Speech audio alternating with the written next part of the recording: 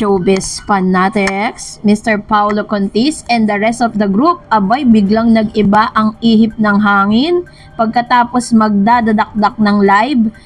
Narito na ang ilan sa mga updates na yan. But before that, if you haven't subscribed yet to my YouTube channel, please don't forget to like, share, and subscribe at i-hit mo na rin ang notification bell for more showbiz updates. Bago tayo magpatuloy sa ating updates for today's video, of course, nais ko po munang ipabot ang aking pasasalamat sa lahat po ng mga legit viewers at subscribers po natin na lagi nag-aabang at umaantabay sa lahat ng ating mga updates. Maraming salamat po sa inyong palagiang panonood at pagsubay.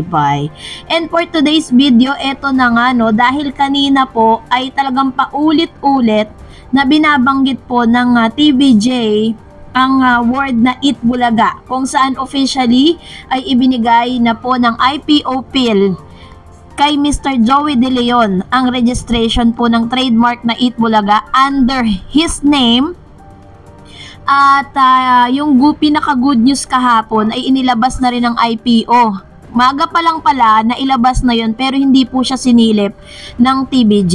According po kay Miss MJ Marfori na hindi po ang TVJ ang nag-announce, kundi ang IPO PIL mismo ang naglabas patungkol po dun sa may apela nito pong Tape Incorporated. Ang mali kasi nila, kakalabas lang ng resulta, nag-apela agad, di muna nag-antay, masyado silang atat, 'di ba? Parang kumbaga binabaliwala nila yung naging desisyon ng IPO, ng husgado, ng korte, 'di ba? So dahil doon, ayun yung nangyari. Yun po yung POV ko kasi dapat pinalipas mo muna ang isang araw bago ka mag-apela.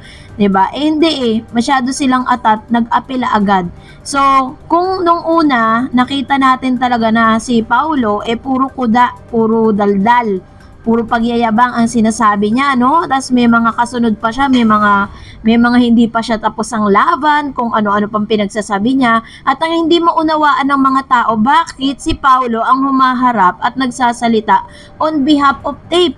Kaya tuloy ang tawag dito kay Paulo ngayon is abogago, no? Abogago daw siya ng Tape Incorporated kasi magmula po nang lumabas yung ito pong nasabing trademark na ito, never na pong nagpakita ang Tape. Hindi po sila humaharap sa media kapag may mga interview. Kahit nga po dun sa Marikina Regional Trial Court, nakasubaybay tayo.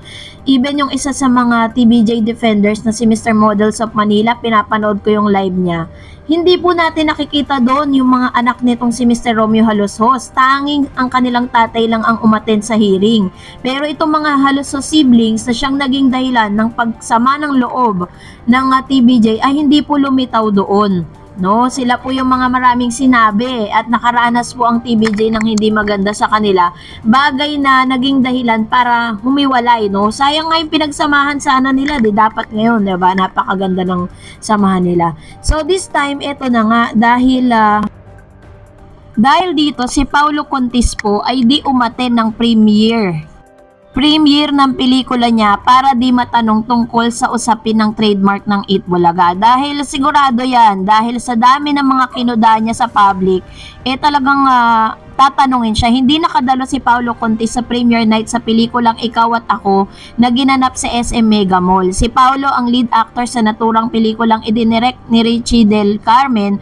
Ang lead actress na si Rian Ramos ang dumalo kasama si Boots Anson Roa. Samantalang siya ang lead actor doon pero hindi siya dumalo. Noong araw na yon, pumutok ang balitang binawi na nga ng Intellectual Property Office ang trademark ng registration ng Tape Incorporated para sa Itbulaga at EB.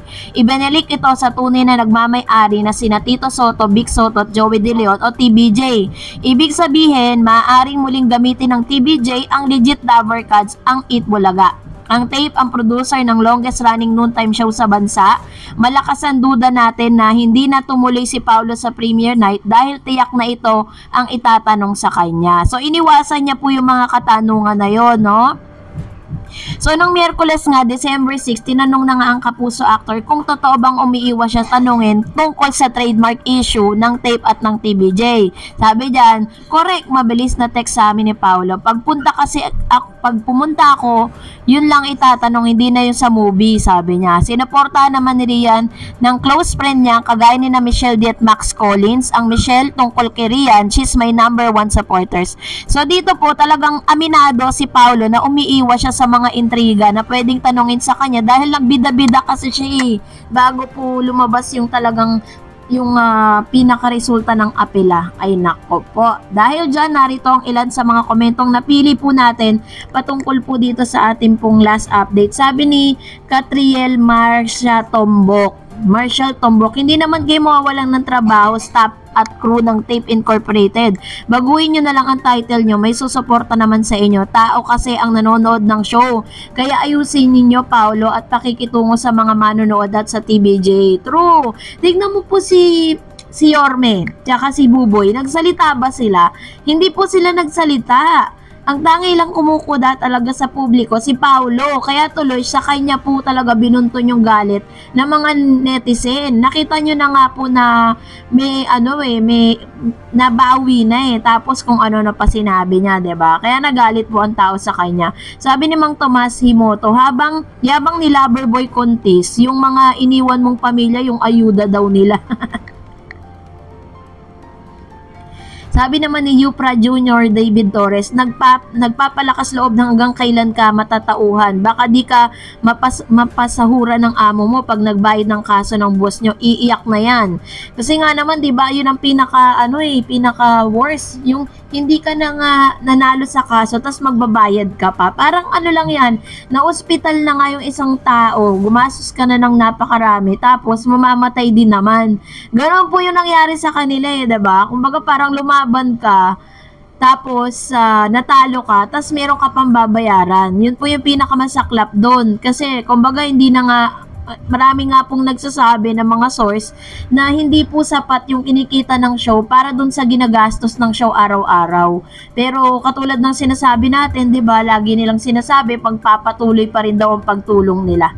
So tingnan na lang natin. So another comments coming from Sunny Ramos. Naku, bakit di nila matanggap na talo na sila?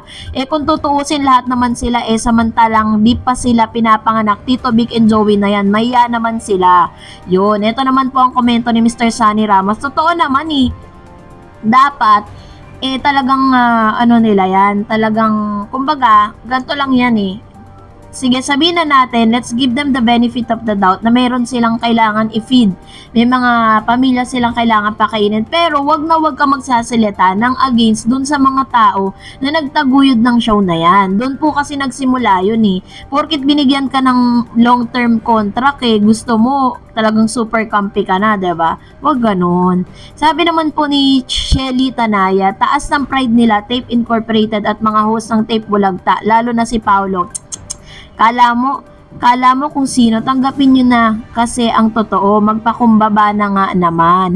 #respect, #TBJ, #legitdabarcats. Yun nga po kasi yung wala sila, hindi nila kayang gawin. Yun po yung magpakumbaba sa pangyayaring ito. Kaya tuloy, the more na nagmataas sila, the more na talagang ibinaba sila ng Diyos kasi biblical naman lahat yan Tapos ngayon, nagtatago na po yung mga halos siblings. Why? Bakit? And of course, sabi ng isang user, sana tanggapin na nila pagkatalo nila kasi kahit nung una, alam naman ng mga halosos na hindi kanila ang ibig. Gumawa na lang sila ng sarili nilang pangalan para di na sila mabash. Wala nang makikialam sa kanila. Kaya isuko na nilang Itbulaga. Congrats po, TBJ, legit Dabarcads. True. Diba, gawa na lang kayo ng sarili nyong history. Huwag na kayong makiride on dun sa kasaysayan ng longest running noontime program. Huwag na nilang ipagpilitan. Diba? And another comments coming from Joseph Bakuli. Alam kong magaling na negosyante at abogado ang pamunuan ng GMA7 dahil hindi sila magtatagal sa industriya kung hindi. Pero dapat panindigan nila yung sinasabi nilang walang kinikilingan, walang pinoprotektahan, serbisyong totoo lamang. Ano ba to? Bilang abogado at leader, naglabas na ng hatol ang IPO. Dapat umaksyon ang GMA at kahit wala pang hatol, alam naman ng lahat kung kanino nagmula ang salitang Itbulaga. Wag na nila i-renew ang kontrata, sa halip ilipat nila ang It's Showtime sa 7. Marami pang artista ang ABS-CBN at maghiraman sila ng ginagawa na rin nila ngayon. Ang tape, sino ba ang mga artista nila unless mas matimbang sa kanila ang business side na dalawa ang umuupa, It's Showtime sa GTV 11 at Tape Incorporated sa 7. So, yun nga po, di ba yung questionable? Biruin mo isang network pero dalawang noontime program. Ay, nako. Well, kung nagustuhan mo ang video na ito, huwag mo kalimutan mag-like, mag-share, at mag-subscribe, at i-follow mo na rin ang aking Facebook page, DarEdsTV. And also, I have my TikTok account, which is DarEdsTV. Pwede nyo rin po akong i-follow doon. Thank you for watching, guys. God bless everyone!